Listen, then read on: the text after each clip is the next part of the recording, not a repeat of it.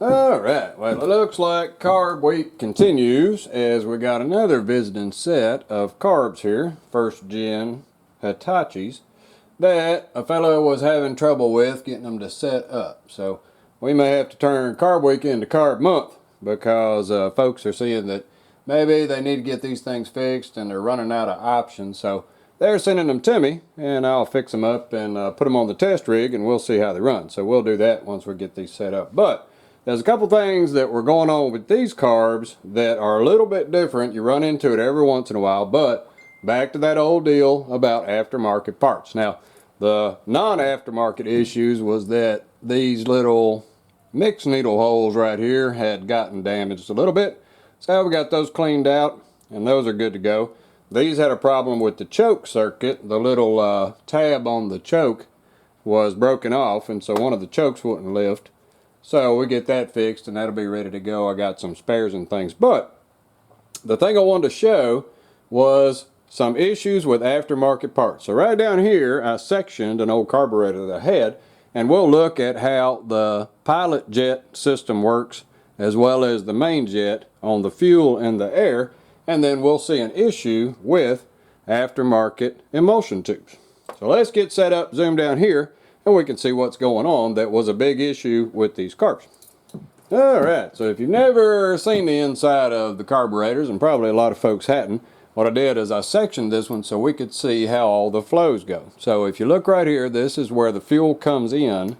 It'll come in the top from your fuel tank, goes down. This is the little needle that goes to the floats. So the fuel comes down into the bowl, and that's where you'll get your fuel to come up into the jet. So if we're looking right here, this is the idle jet or the pilot circuit.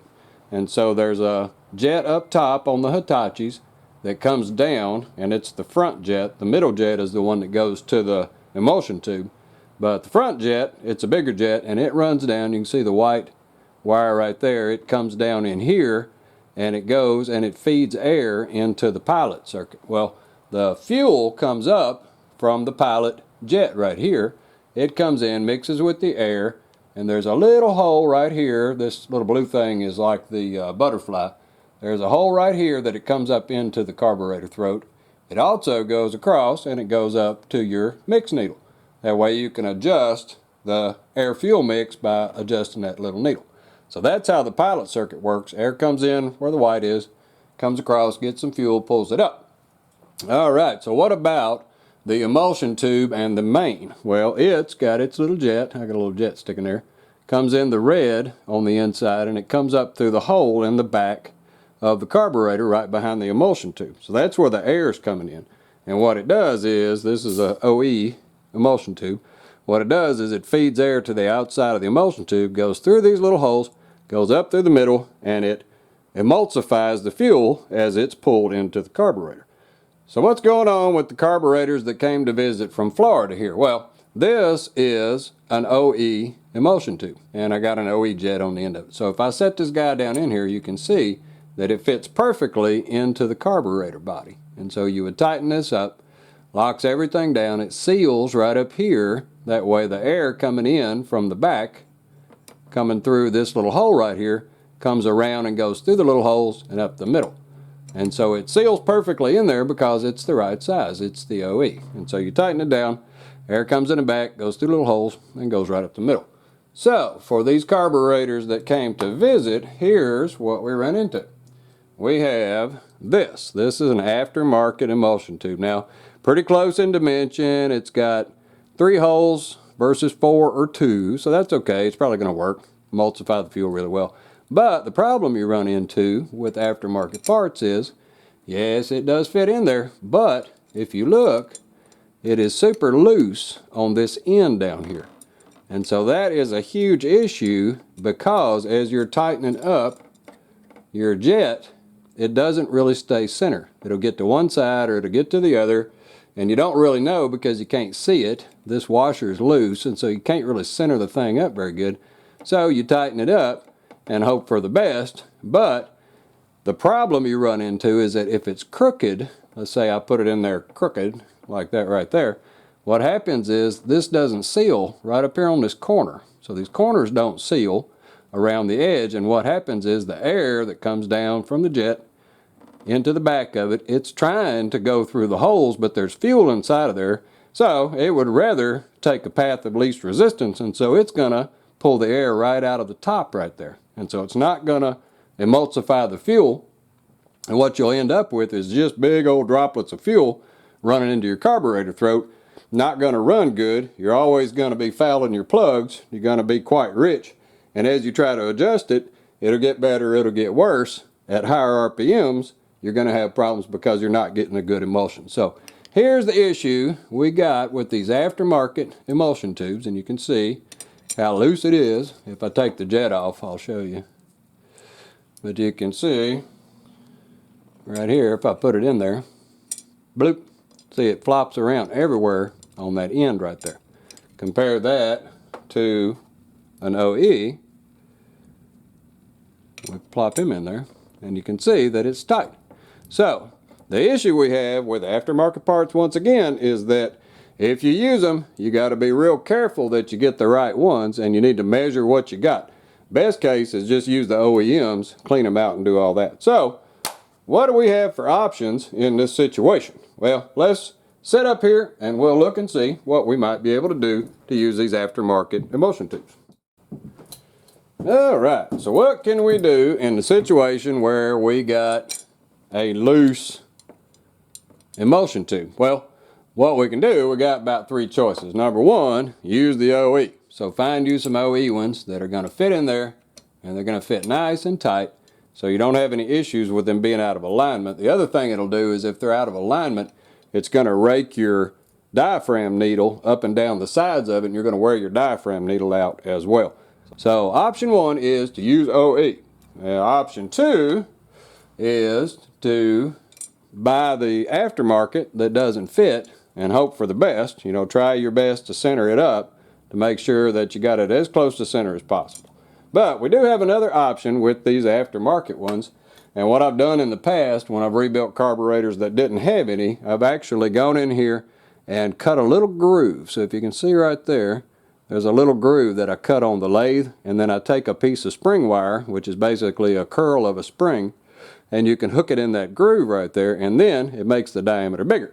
So what we have here for our modified one is when we put it in there, see, it's nice and tight, and so it's centered up, a little bit off, but still a whole lot better than it is if you just pull it out of the box and throw it in there. So I'll get set up over here and I'll show you how to cut one of these. I got a lathe, and so it's really easy for me just to cut a little groove in there, and then I'll take a piece of spring wire. We'll show you that.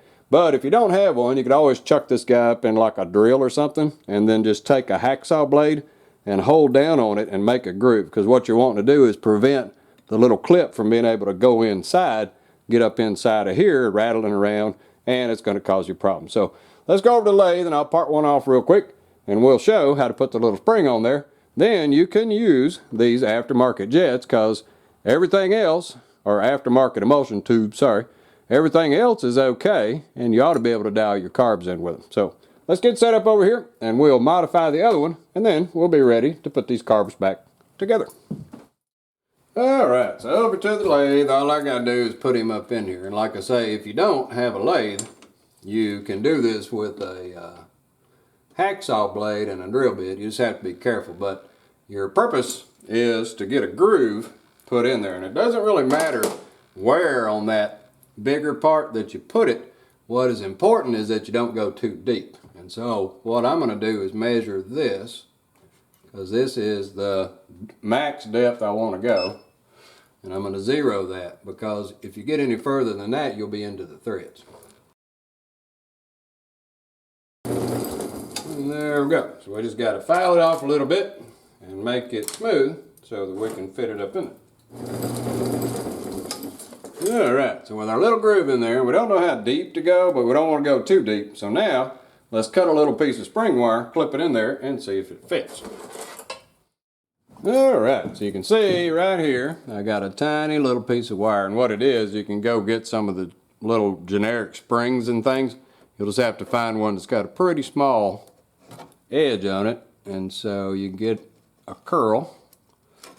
So we just want to pop a curl off of there, get it bent up, Kind of annoying. So we get us a whole curl and bend it up. Then we're just going to cut a curl off. Like that, off our spring.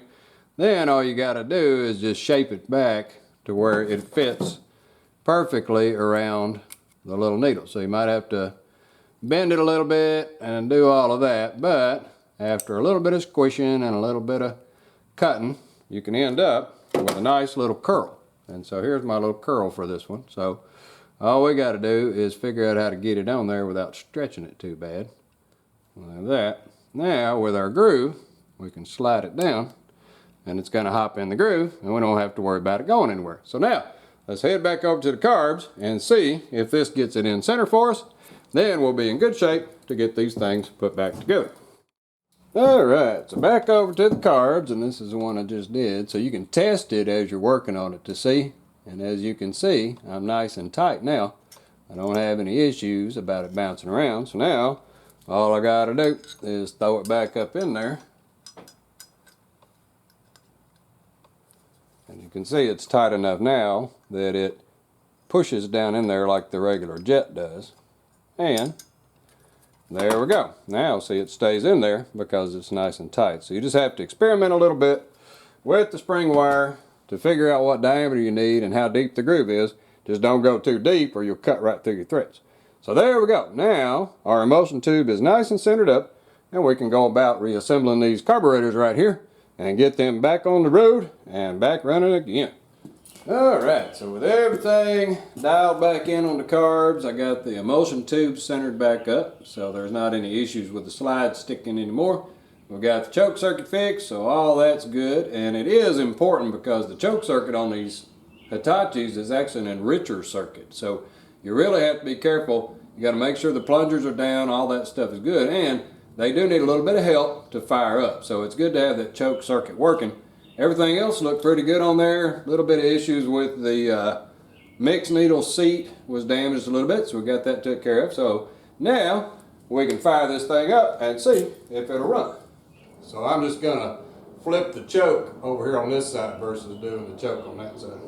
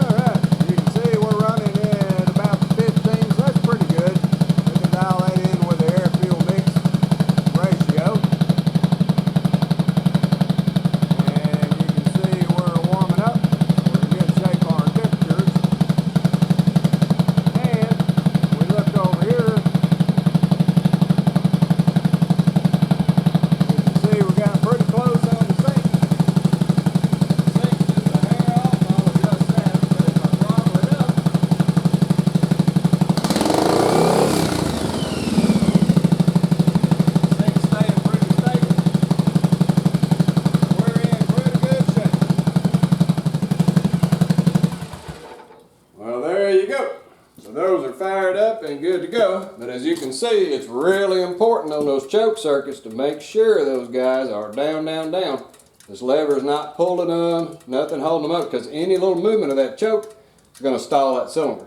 So, we also figured out you got to have your emulsion tubes right, and the rest of it was pretty good. Well, alrighty. Thanks for watching.